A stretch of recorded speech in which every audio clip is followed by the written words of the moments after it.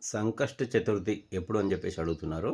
రేపే డిసెంబర్ 18వ తేదీన హర చతుర్థి.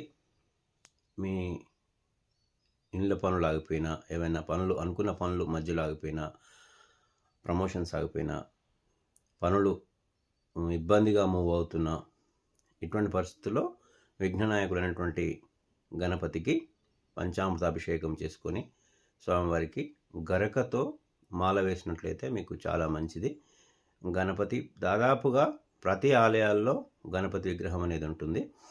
మీరు ఈరోజు రేపు అంటే డిసెంబర్ 18వ తేదీన సంకష్టహార చతుర్థి రోజున మీరు గణపతికి పూజలు చేసుకోండి. ఆ స్వామి ఆశీస్సులు పొందండి. అదేవిధంగా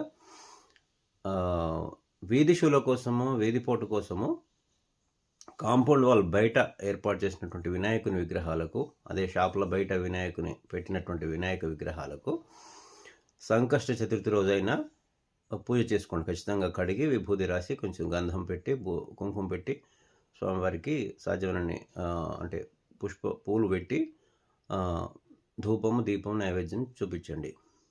రోజు చేస్తే మంచిదే, కానీ కనీసం రోజు చేయలేని పరిస్థితిలో సంకష్టహర చతుర్థి రోజైనా బయట పెట్టినటువంటి గణపతి విగ్రహాలకు ఖచ్చితంగా పూజ చేసుకోండి. మీ షాప్ల ముందు పెట్టినట్లయితే మీ వ్యాపార అభివృద్ధి అవుతుంది. మీ ఇంటి ముందట్టు కనుక పెట్టినటువంటి వినాయకునికి పూజ చేసినట్లయితే మీ ఆటంకాలు కూడా తొలగిపోతాయి. అందరికీ ఆ మహాగణాధిపతి ఆశీస్సులు. ఓం గం గణపతయే నమః.